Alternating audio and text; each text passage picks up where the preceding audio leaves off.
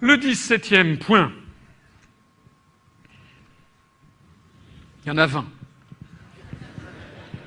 Ah, écoutez, il faut savoir.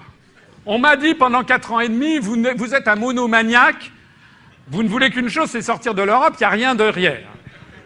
Alors moi, maintenant, je présente mon programme, ne vous plaignez pas si ce programme comporte un certain nombre d'éléments de réflexion. Le 17e point, c'est rétablir. De toute façon, je vous assure qu'être président de la République, ça n'est pas une sinécure et qu'il faut s'occuper de beaucoup de choses à la fois. Donc le 17e point, c'est rétablir la France dans sa puissance, dans sa grandeur et dans sa mission universelle. Ça n'est pas moi qui l'ai écrit, hein. Ce sont les résistants français qui ont écrit ça. Rétablir la France dans sa puissance, dans sa grandeur et dans sa mission universelle. Alors, il y a au moins 4 volets. Le premier volet, c'est ce que j'appelle le volet diplomatique. La prétendue construction européenne vise à rayer l'influence mondiale de la France de 2 façons. Premièrement, par l'absorption. L'absorption, c'est ce qu'on a vu par exemple avec le Conseil de sécurité des Nations Unies. Vous savez que la France, grâce au fait que Charles de Gaulle a fait que la France faisait partie des puissances victorieuses de l'Allemagne nazie, Charles de Gaulle a obtenu que la France soit membre permanent du Conseil de sécurité des Nations Unies avec droit de veto. Eh bien, ce poste-là, c'est ce qui nous a permis, comme vous le savez, de nous opposer de temps en temps à l'impérialisme, notamment à l'impérialisme américain. De plus en plus d'européistes, et c'est un exemple significatif, et je pense tout particulièrement à EELV, à M. Cohn-Bendit et à Mme Duflot, demandent que la France cède son siège de membre permanent au Conseil de sécurité de l'Organisation des Nations Unies, soit au profit d'un siège mixte franco-allemand, ça c'est la proposition de M. Cohn-Bendit, soit au profit de l'Union européenne. Alors, avant de dire « ouh », je voudrais quand même attirer l'attention sur le fait que, j'y reviendrai dans un instant, qu'il y a une deuxième façon de rayer l'influence de la France au niveau mondial, c'est le démembrement délibéré à l'insu des Français. L'exemple le plus significatif, ce sont les groupements européens de coopération transfrontalière qui s'appellent les GECT, dont là aussi, peut-être on ne vous en a sans doute pas beaucoup plus parlé que du système INDECT. C'est quoi les GECT ? Eh bien, vous voyez, il s'agit de plus en plus de développer des régions qui sont délibérément transnationales pour favoriser le développement de politiques communes à cheval ici, par exemple, sur la France, la Belgique, le Luxembourg et l'Allemagne. Ça s'appelle grosse région, c'est la grande région. Et puis ici, par exemple, dans le domaine en pays catalan. Donc, vous avez par exemple ici un premier projet GECT autorisé en Italie avec la région Provence-Alpes-Côte d'Azur-Ligurie. Tout ceci, évidemment, étant piloté par l'Europe de façon parfaitement préméditée. L'idée étant de faire éclater les schémas nationaux, en fait de détruire les États. C'est un autre exemple. Et tout ceci, j'ai le regret de le souligner, tout ceci se fait avec le soutien de l'appareil d'État en France, qui donc est le président de la République, viole l'article 5 de la Constitution, puisqu'il est le garant de l'intégrité du territoire. Alors on va me dire « Oh, vous exagérez, ce ne sont que des coopérations transfrontalières. » C'est ça, oui. À qui veut-on le faire croire ? Vous voyez ici, par exemple, c'est un exemple, l'Assemblée générale de la mission opérationnelle transfrontière, la MOT, se tiendra à la mairie de Reims le 16 juin 2011 à l'invitation du Conseil régional Champagne-Ardenne, adhérente à la MOT depuis plusieurs années.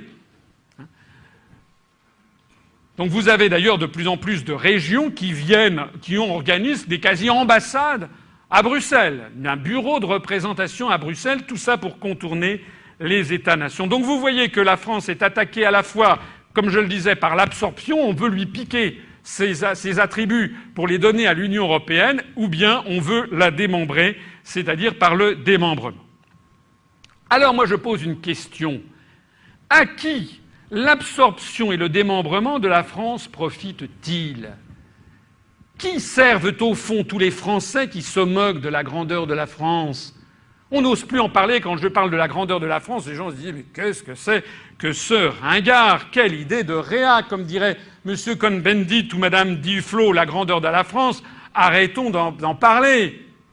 Mais ils servent quoi? Quels sont les intérêts que servent ces gens? Eh bien, les intérêts, on l'a vu en février 2003.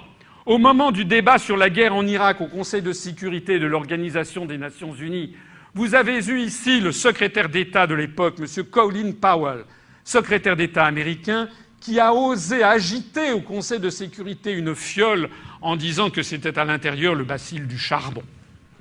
Si ça avait été vraiment le bacille du charbon qu'il y avait à l'intérieur de sa fiole en plastique, il aurait fallu dégager les environs dans un rayon de 2 km et tous les gens de l'ONU seraient morts dans les secondes qui suivent. Et il n'y a eu un seul État qui s'est opposé à ces mensonges et à ces manipulations. C'était la France, représentée à l'époque par M. de Villepin, ministre des Affaires étrangères, dont vous savez qu'il a fait un discours qui s'est opposé de façon tout à fait argumentée contre la position américaine, en disant notamment que les armes de destruction massive prêtées, paraît-il, dont on prêtait l'existence à l'Irak, en fait, n'existaient pas, ou du moins que la preuve n'en avait pas été apportée.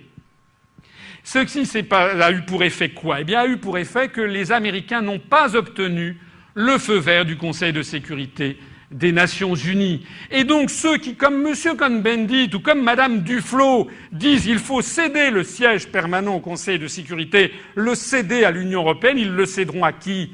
Ils le céderont à la baronne Ashton, vous savez, celle qui est la ministre des Affaires étrangères. Ils le céderont à une Union européenne qui est entièrement dans la main des États-Unis d'Amérique, puisque la grande majorité des États sont alignés. Donc en réalité, ceux qui se gaussent de la grandeur de la France, ils se moquent de ça. Ceux qui se moquent de la grandeur de la France, ils font le jeu de qui? Eh bien, il suffit de regarder ce camembert statistique. Au moment de la guerre en Irak, la France était toute seule contre la guerre. Il y avait 2 États d'Europe qui étaient la Belgique et l'Allemagne qui s'étaient déclarés neutres, et puis il y avait tous les autres États de l'Europe, c'est-à-dire les 12 autres, plus ceux qui étaient en voie d'adhésion, qui sont entrés quelques mois après, qui avaient fait déjà pas la voie au chapitre, notamment les pays de l'Est, ils étaient tous pour. Et donc, en vertu notamment du traité de Maastricht et du 2e pilier concernant la politique étrangère, eh bien, nous aurions dû participer à la guerre en Irak. Et en attendant, si nous n'avions pas eu notre siège permanent, eh bien, l'Europe aurait voté en faveur des Américains. Ce qu'il faut donc bien comprendre, c'est qu'en 2003, la France a empêché les États-Unis d'Amérique d'avoir le feu vert de l'ONU pour mener une guerre néocoloniale en Irak. Ce qu'il faut donc bien comprendre, c'est que cette opposition française, certes, n'a pas suffi à empêcher les Américains d'intervenir militairement, puisqu'ils l'ont fait. Mais ils l'ont fait de façon illégale. C'est une guerre illégale qui a lieu en Irak depuis maintenant 8 ans. C'est une guerre illégale au regard du droit international. La France, elle a sauvé le droit international et elle a préservé un peu de la confiance en l'ONU que 80% des pays du monde ont encore et ont de moins en moins, à vrai dire. Si la France n'avait pas eu son siège de membre permanent au Conseil de sécurité en février 2003, si ce siège avait été donné à l'Union européenne, les États-Unis d'Amérique auraient obtenu le feu vert du Conseil de sécurité pour aller faire la guerre en Irak au motif prétendu qu'il y avait des armes de destruction massive, ce que les Américains eux-mêmes ont reconnu avoir été faux 2 ans après. Ils auraient donc totalement décrédibilisé l'Organisation des Nations Unies. Donc ceux qui se moquent de la grandeur de la France, comme M. Cohn-Bendit et Mme Duflot, ils ne se moquent jamais du nationalisme guerrier des États-Unis.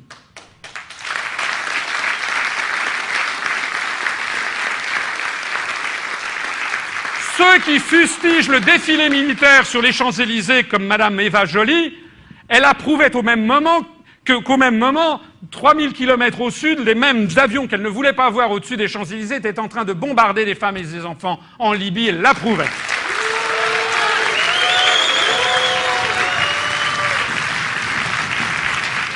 Donc je n'hésite pas à dire que ceux qui sont dans ce camp-là sont des traîtres, en fait, à la République française.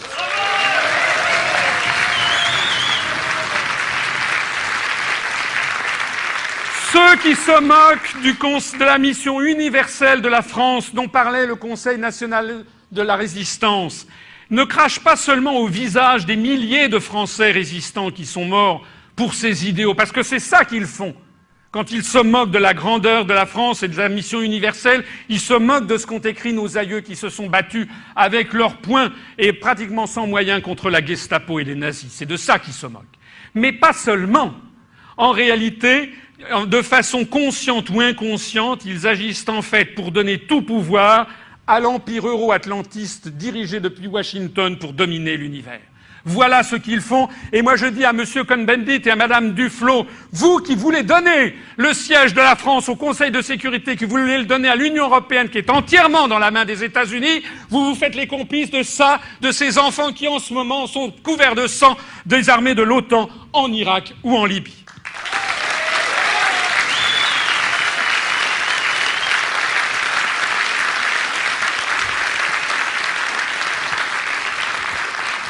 Alors, rétablir la mission universelle de la France, c'est être, ce n'est pas être cocardier, patriote ou colonialiste, ça c'est fini. Ce sont des choses qui sont passées. On a eu ça dans notre histoire, c'est vrai, il faut assumer toute l'histoire. Mais ça n'est pas que ça, la France. J'explique longuement dans ma conférence sur l'histoire. Le rôle historique de la France, c'est d'être le porte-parole de l'émancipation des peuples et de la liberté du monde. C'est à chaque fois que la France a été comme celle-ci qu'elle a été grande dans l'univers. Donc, nous allons d'abord inscrire dans la Constitution le principe de l'incessibilité du siège permanent de la France au Conseil de sécurité des Nations Unies. Remarquez bien d'ailleurs que ceci est déjà inscrit dans notre charte du 25 mars 2007, comme quoi, j'ai de la suite dans les idées. Pourquoi ? Parce que ce siège est la garantie que le monde occidental ne se résume pas à l'impérialisme anglo-saxon. Deuxièmement, nous allons redonner vigueur à l'Organisation des Nations Unies et à la primauté du droit international. De ce point de vue-là, je ne suis pas... Ça m'arrive, c'est déjà arrivé plusieurs fois, je l'ai souligné, je ne suis pas d'accord avec ce que disait Charles de Gaulle dans les années 60 où il traitait l'ONU de machin, parce que l'ONU, avec tous ses inconvénients, c'est vrai, participe quand même d'un principe fantastique en matière d'émancipation et en matière de civilisation, c'est de traiter sur un plan d'égalité comme membre des Nations Unies, par exemple, le royaume de Tonga ou bien les Samoa, avec la Chine populaire ou les États-Unis d'Amérique. Et ça, c'est un principe que je crois très important. Nous devons redonner vigueur à cette organisation des Nations Unies parce qu'elle est la détentrice. C'est elle qui fixe également la primauté du droit international positif. Je rappelle d'ailleurs que l'ensemble de l'action de l'Union populaire républicaine se place précisément dans le cadre du pacte des Nations Unies du 16 décembre 1966 sur les droits civils et politiques des peuples du monde, qui reconnaît dans son article 2 que le droit des peuples à disposer d'eux-mêmes est un droit inaliénable. C'est d'ailleurs la raison pour laquelle il a fallu introduire dans les traités européens ce droit de sécession qui a été introduit entraînant des pieds par les européistes, mais ils ont bien été obligés de le faire avec l'article 50 dont nous nous prévalons.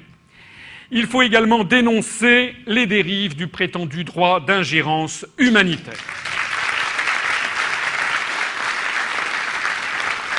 Et nous devons nous faire les défenseurs de la stricte égalité de traitement entre les nations et refuser le double standard.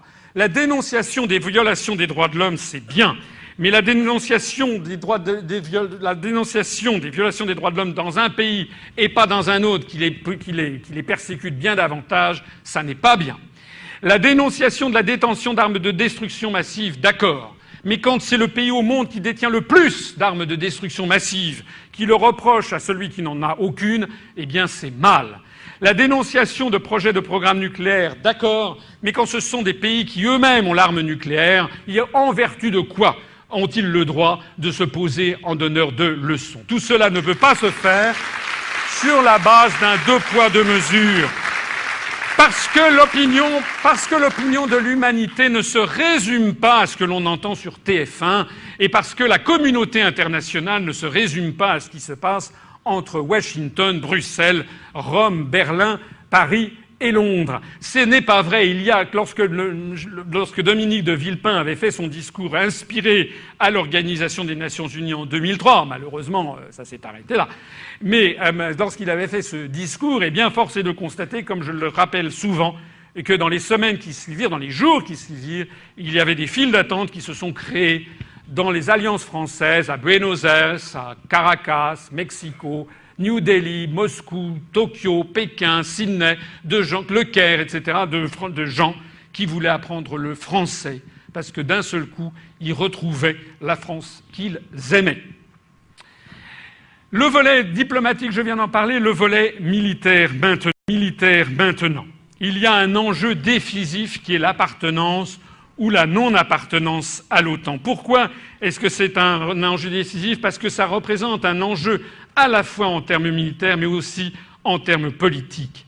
L'Alliance atlantique n'est qu'un des instruments de la politique américaine, d'ailleurs assez peu considéré du point de vue de Washington, qui affectionne plutôt les coalitions sur mesure, les coalitions ad hoc constituées pour une opération.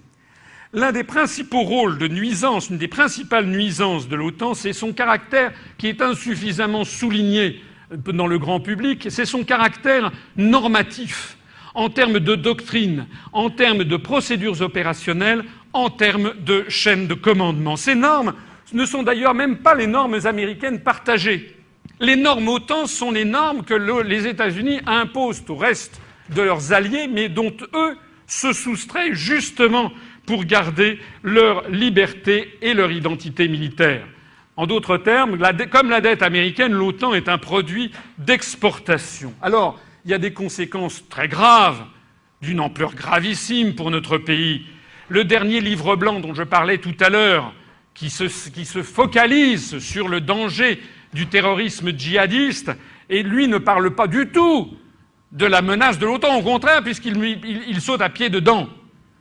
Le dernier livre blanc stipule que nos armées n'ont pas vocation à s'engager dans un conflit autrement qu'au sein d'une coalition, laquelle ne peut être qu'euro-américaine dans l'esprit des rédacteurs. C'est donc une perte de liberté stratégique phénoménale.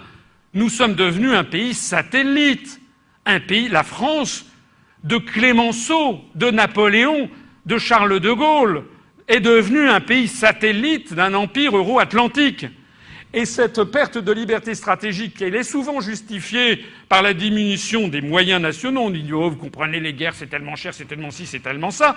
Mais c'est le serpent qui se mord la queue, ou c'est l'histoire de l'œuf et de la poule, puisque justement, ces moyens pâtissent de notre engagement dans une coalition qui nous force à adopter des standards qui ne sont pas les nôtres.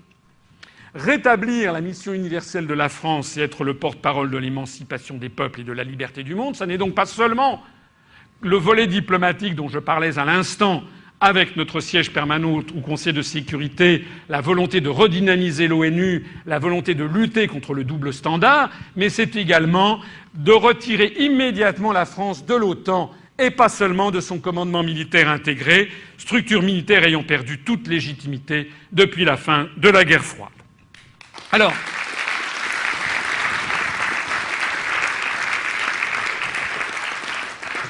que l'on ne vienne pas me dire que c'est une absurdité ou que c'est quelque chose d'insensé, le plus grand chef d'État français du XXe siècle, De Gaulle, l'avait lui-même annoncé à Perfit le 28 octobre 1964, puis le 22 septembre 1965. Je vous renvoie au livre « C'était De Gaulle ». La suprématie américaine est un énorme danger mondial. Nous sommes seuls à faire front, les autres sont trop trouillards. Je pourrais dire la même chose pour la compétition à l'élection présidentielle, puisque, sauf erreur, la suprématie américaine est un énorme danger mondial et que pour l'élection présidentielle, eh bien, je pense que je serai le seul à faire front et que les autres, tous les autres, y compris ceux qui font des voyages récents aux États-Unis d'Amérique, eh bien, tous les autres sont des trouillards.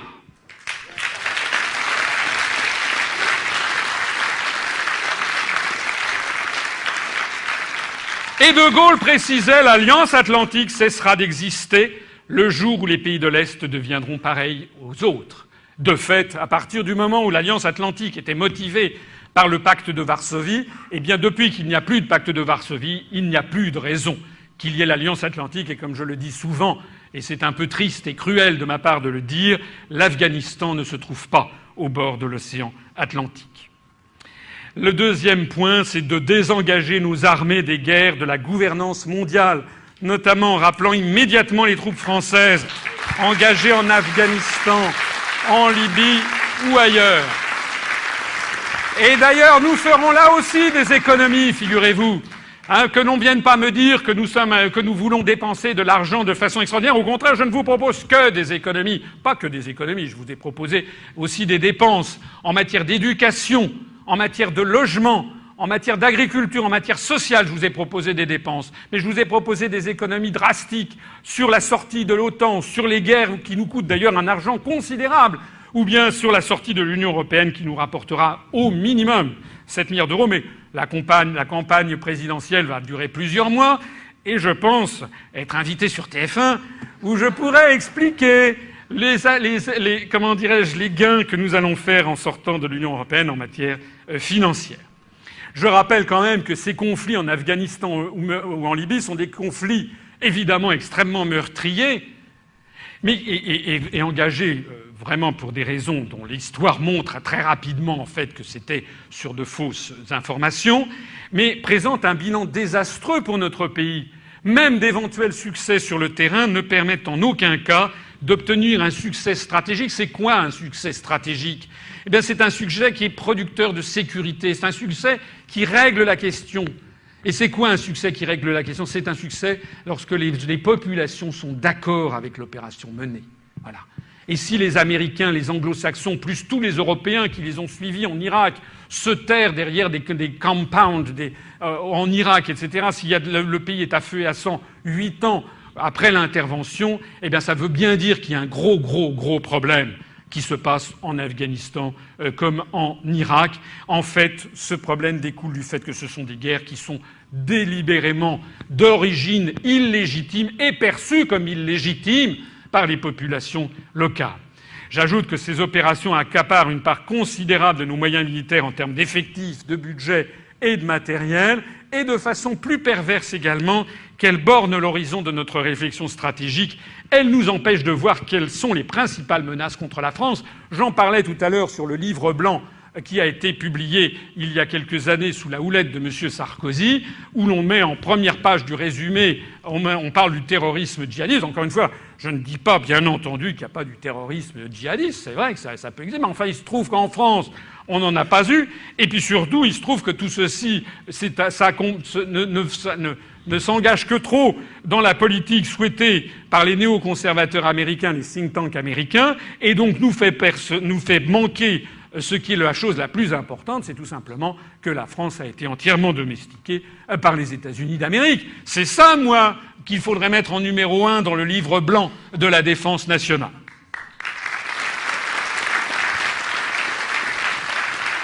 En matière militaire, parce que ce sont des choses sérieuses, vous savez que le président de la République est chef des armées. Donc le président de la République, c'est quelqu'un qui doit savoir de quoi il parle. Et il faudra que nous rappelions le caractère nécessaire et suffisant de la dissuasion nucléaire. Pourquoi nécessaire ? Parce qu'il faut le réaffirmer face au discours de désarmement nucléaire. Peut-être que certains ne seront pas d'accord. Eh bien, tant pis. Ils ne seront pas d'accord, mais moi, je suis d'accord avec cette idée. Et donc, je m'en porterai garant. Nous devons réaffirmer ça face aux discours de désarmement nucléaire qui sont portés par les États-Unis pour les autres. Hein. Les États-Unis ne veulent pas que les autres pays aient d'armes nucléaires, bien entendu. Hein. Mais pour eux, ça c'est autre chose. Hein. Et c'est justement ce qui fait que, d'ailleurs, l'arme nucléaire, contrairement à ce que l'on a dit souvent, l'arme nucléaire a plutôt vitrifié les situations. Et on n'a pas eu de conflit nucléaire, justement parce que c'est tellement calamiteux, un déclenchement d'un conflit nucléaire, qu'en réalité, ça a plutôt eu tendance à stabiliser la situation. Je me rappelle, par exemple, la réaction de De Gaulle disant à Perfit en 1963, apprenant que la République populaire de Chine venait de faire exploser sa première bombe nucléaire, De Gaulle disant « Ah, voilà une très bonne nouvelle, c'est parfait comme ça ». Eh oui, c'est pas que De Gaulle était communiste ou maoïste, C'est simplement qu'il savait que ça permettrait un meilleur équilibre des pouvoirs et éviter ce danger suprême qui est la domination d'une seule hyperpuissance dans le monde. Tout est à faire. Il ne faut pas voir le monde tel qu'il devrait être, il faut voir le monde tel qu'il est. Il faut avoir une vision réaliste de la situation et des rapports de force. Donc la France dispose d'un arsenal nucléaire, c'est ce qui lui permet d'être une grande puissance, c'est ce qui devrait lui permettre de dire zut à Washington quand il le faut. Et pourquoi c'est suffisant? Parce que ça permet de nous opposer au bouclier antimissile américain. Puisque vous savez qu'actuellement les États-Unis sont en train de déployer un bouclier antimissile. Ils sont en train de le déployer en Pologne ou dans des pays baltes, je ne sais pas quoi, pour viser l'Iran. C'est quand même assez extraordinaire. C'est comme s'ils le déployaient, je ne sais pas moi, au Portugal pour viser le Costa Rica. De qui se moque-t-on? Les Russes ont très bien compris que derrière l'Iran, ou devant l'Iran, ils sont quand même aux premières loges. Et donc ça ne peut faire que renforcer l'isolement et la méfiance de la Russie, conduire à une nouvelle guerre froide et diviser le continent pour un résultat pas tellement nul, mais plus que nul. Et pourquoi les Américains font-ils ça? C'est toujours la même histoire. C'est toujours l'histoire du choc des civilisations. Vous vous rappelez peut-être de cette carte de Samuel Huntington, eh bien, pour les Américains, il y a l'empire euro-atlantique, il dit pas ça comme ça, il dit la civilisation judéo-chrétienne, dans laquelle il met les États-Unis, le Canada et puis toute l'Europe, et puis ça s'arrête aux marges de la Russie, ça c'est la civilisation orthodoxe. Voilà. Et donc, en réalité, il s'agit d'avoir, si on met des missiles là, c'est évidemment pour narguer les Russes. J'aime bien aussi cette phrase de De Gaulle qui rappelait que tout au long de l'histoire de France, lorsque la France avait été l'amie de la Russie, ça avait été très souvent des jours glorieux pour la France. Or, lorsque la France est l'ennemi de la Russie, eh bien, ce sont rarement des jours glorieux pour la France. Ça mérite d'humilité.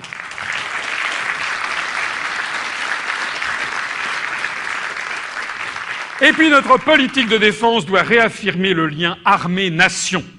La défense nationale touche à la part la plus fondamentale de la souveraineté nationale. L'armée française, ça ne doit pas être perçu comme des étrangers. L'armée française, c'est d'abord, ce sont des Français, c'est nous, mais c'est d'abord la protection de la République française, de ses acquis. C'est la protection de la liberté, de l'égalité, de la fraternité entre les citoyens. C'est ça, l'armée française. Donc les maux dont souffrent actuellement nos armées, le désintérêt qu'elles inspirent aux citoyens, ça vient du fait qu'on leur a pas mis ça dans la tête. Ça veut dire que pour les Français, ils voient dans l'armée française une armée qui a abandonné son rôle essentiel de protection de la nation et qui a en revanche s'est engagée dans des conflits dans le sillon des Américains, des conflits qui non seulement ne servent pas nos intérêts, qui sont sous des bannières différentes de celles de la France, dont le contrôle stratégique nous échappe, et qui, de surcroît, sont moralement abjects. Donc, cette schizophrénie est identique à celle dont souffre l'ensemble de la fonction publique d'État, détournée du service de la nation. Nous procéderons donc à la réaffirmation du lien armée-nation. Il ne s'agit pas d'être militariste, il s'agit d'être républicain. La réaffirmation du lien armée-nation passe par une politique de défense menée au service des intérêts français, lesquels doivent être assez ambitieux et généreux pour renouer avec le rôle global qui a toujours été historiquement le rôle de la France, celle d'une puissance d'équilibre qui contrebalance la puissance hégémonique dominante du moment.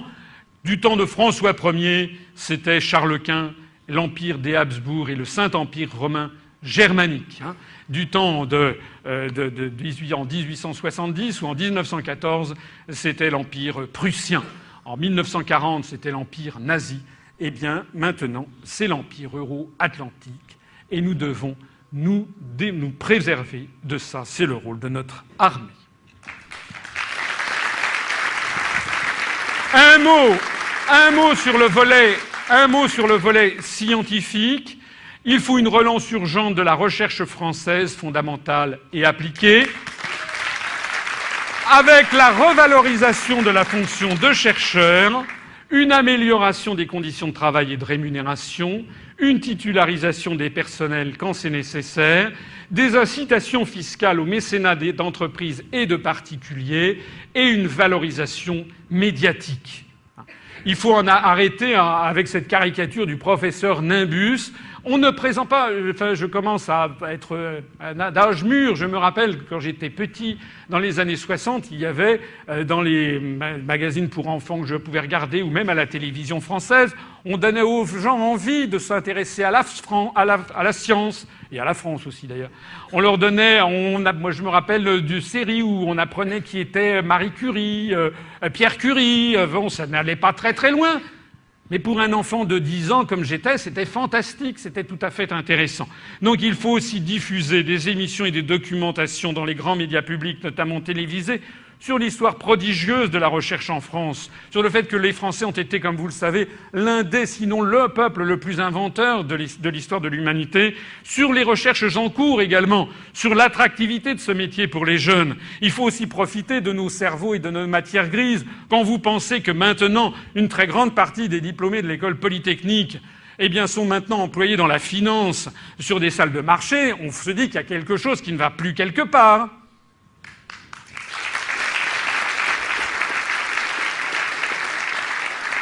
Et puis, l'arrêt du démantèlement en cours du CNRS. Et puis j'en arrive au 4e volet de ce rayonnement de la France et de la grandeur de la France, c'est ce que j'appelle le volet culturel. Avec la priorité à l'universalité, je vous en ai déjà parlé tout à l'heure, je proposerai, je ne suis pas sûr d'y arriver, c'est l'une des très rares propositions. J'en ai fait une autre tout à l'heure quand j'ai suggéré que l'ONU interdise les puces RFID sur les êtres humains. C'est l'une des très rares propositions du programme que je vous présente qui ne dépend pas uniquement de nous, de vous et de moi, qui dépendra de l'avis d'autres États. Mais je proposerai à l'ensemble des États membres de l'ONU de transférer le siège de l'UNESCO de Paris à Strasbourg. Le retrait de la France de l'Union européenne aura en effet pour effet de laisser le Parlement de Strasbourg sans affectation, ce qui se fera d'ailleurs à la plus grande joie des autres États, puisque l'ensemble des autres États membres de l'Union européenne ne cessent de réclamer que le Parlement européen, comme vous le savez qu'il y a 2 implantations à Strasbourg et à Bruxelles, ne se réunisse plus qu'à Bruxelles. Vous savez d'ailleurs que la France dépense des centaines de millions d'euros pour assurer la desserte de Strasbourg dans cette affaire. Alors, ce que nous proposerons, c'est que ces bâtiments désaffectés soient désormais ceux qui soient affectés à l'UNESCO. Il faut modifier la Charte des Nations Unies, puisqu'il est prévu que l'UNESCO a son siège à Paris, mais son transfert à Strasbourg sera le symbole de la paix et de la réconciliation entre la France et l'Allemagne, puisque l'UNESCO, comme vous le savez, est l'organisation mondiale des Nations Unies chargée de l'éducation, des sciences et de la culture, dont le but même est de promouvoir la paix et la compréhension entre les peuples du monde. Le siège de l'UNESCO à Paris est extrêmement sous-dimensionné, puisqu'il a été inauguré le 3 novembre 1958.